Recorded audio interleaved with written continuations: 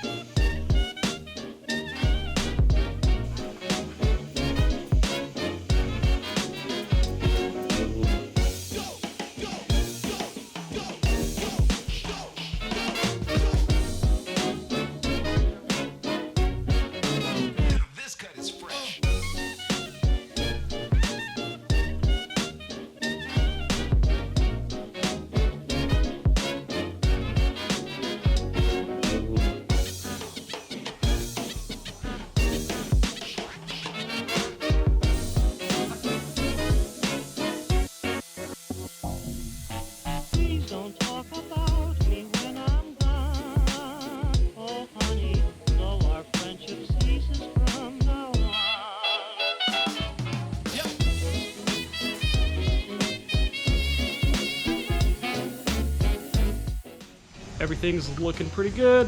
Said we're gonna leave in about 8 hours. We're gonna try to load up about 5 o'clock and jet on out of here. So we will see you there.